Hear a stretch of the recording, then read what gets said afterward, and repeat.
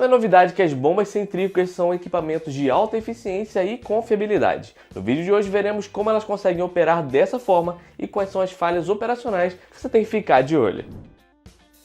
As bombas centrífugas vêm em muitas formas, cores e tamanhos, mas geralmente se parecem com isso aqui. Elas consistem em duas partes principais, a bomba e o motor. O motor é um motor de indução que nos permite converter a energia elétrica em energia mecânica. Essa energia mecânica é usada para movimentar a bomba e mover o fluido, que muitas vezes é água. A bomba recebe o fluido através da entrada, chamada de área de sucção, e empurra a água para fora através da saída, chamada de descarga. O motor rotaciona o eixo que percorre o comprimento e se conecta ao impelidor ou rotor da bomba, como você quiser chamar. Alguns modelos de bombas centrífugas, como esse, terão dois eixos separados que são conectados usando uma conexão conhecida como acoplamento. Os acoplamentos geralmente têm uma caixa de Macau que abriga os rolamentos que permitem todo o movimento de baixa fricção.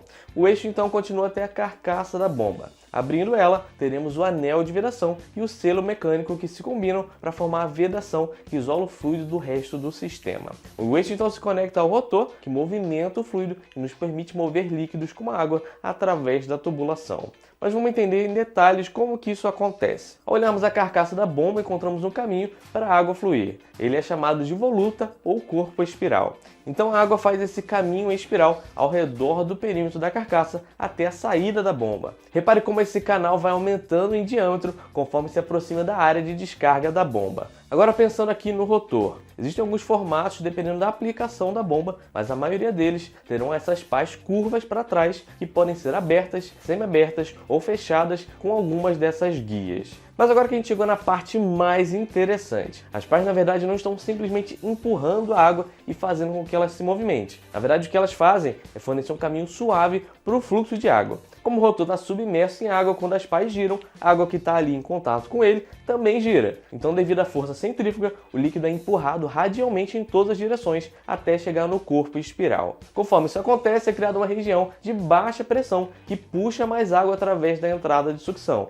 A água então entra no centro do rotor e fica presa entre as pás. Com o movimento acontece a transferência de energia cinética, ou seja, de velocidade, para a água. Então quando a água chega na borda do rotor, ela atinge uma velocidade bem alta. Então ela flui para fora do rotor e atinge o corpo em espiral. Esse impacto converte a velocidade em energia potencial, ou seja, pressão. Mas a água segue atrás disso e o fluxo continua se desenvolvendo. Como o corpo espiral tem um diâmetro que cresce em torno da carcaça da bomba, pelo princípio de Bernoulli, durante esse caminho o fluxo irá diminuir sua velocidade e aumentar a sua pressão. Portanto, a saída da descarga tem muito mais pressão do que na entrada de sucção, e exatamente essa diferença de pressão que permite o fluido vencer as barreiras e se movimentar através do sistema de tubulação. E aí, até agora esse vídeo está interessante para você? Eu vou pedir para você deixar o like e se inscrever no canal, porque toda semana lançamos 2 vídeos relevantes para a manutenção, então se inscreve aí para não perder nada.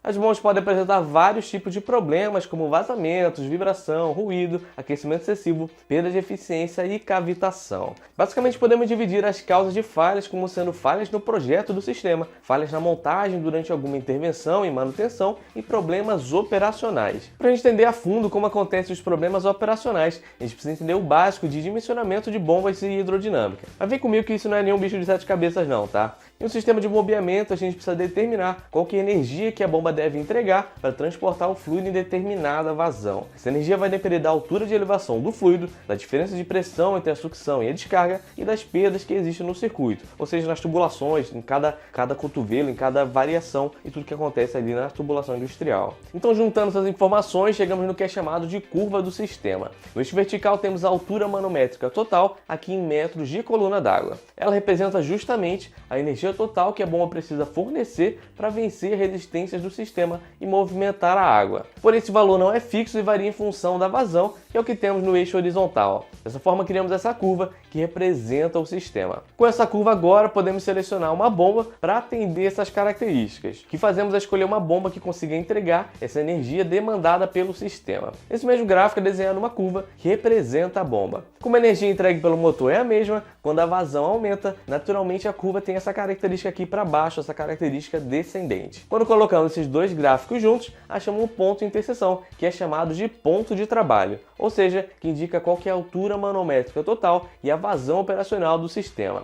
Todo o trabalho de seleção de bombas é determinar um equipamento que consiga atender de forma aceitável esses requerimentos. Mas tem um detalhe fundamental para a manutenção que não é muito comentado. Além da curva característica da bomba, os fabricantes também determinam uma curva de eficiência. Então, empiricamente, eles vão testando quão eficiente a bomba opera com uma certa vazão contra uma resistência de altura. Dessa forma, as bombas apresentam esse perfil de curva aqui, e esse ponto mais alto é chamado de BEP, ou seja, o Best Efficient Point, que é o ponto de maior eficiência da bomba. Então, esse ponto aqui acaba sendo o maior ponto de eficiência, que o fluxo do fluido ele está mais balanceado e todo aquele processo que a gente viu mais cedo ocorre de forma mais harmoniosa. Na grande maioria das bombas centrífugas de um único estágio, o ponto de melhor eficiência é localizado em torno de 70% a 85% de vazão máxima da bomba. Então a seleção de bombas mais adequada é aquela que também leva em consideração o BEP quando vai escolher a bomba para determinada aplicação. Mas por que eu estou falando tudo isso sobre dimensionamento de bombas? Bom, eu sei que é bastante coisa, mas vamos lá. A gente viu tudo isso porque a vazão de trabalho das bombas é determinante para as falhas relacionadas com a condição operacional dos equipamentos. A própria norma ISO 13709, que faz referência para bombas centrífugas na indústria de petróleo, petroquímicas e gás natural, recomenda a operação de bombas dentro da faixa de vazão de 80% a 110% da vazão do BEP, e na faixa de 70% a 120%, como uma faixa admissível, um certo aumento de vibração, porém ainda aceitável.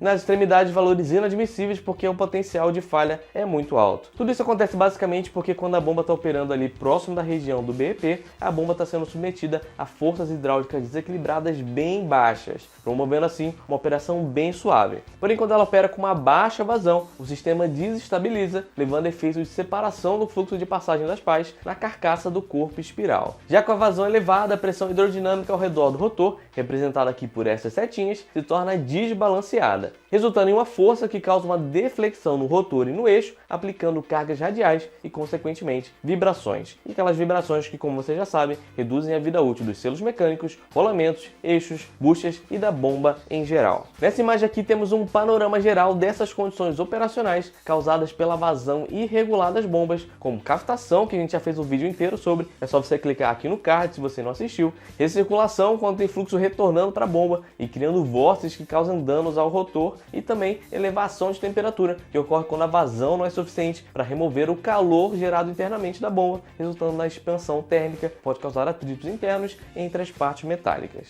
E aí, deu para conhecer mais sobre o funcionamento das bombas? Eu espero ter ajudado. Eu vou deixar aqui do lado um vídeo completo sobre cavitação, que eu tenho certeza que você vai gostar, e um outro também sobre motores de indução. Até mais!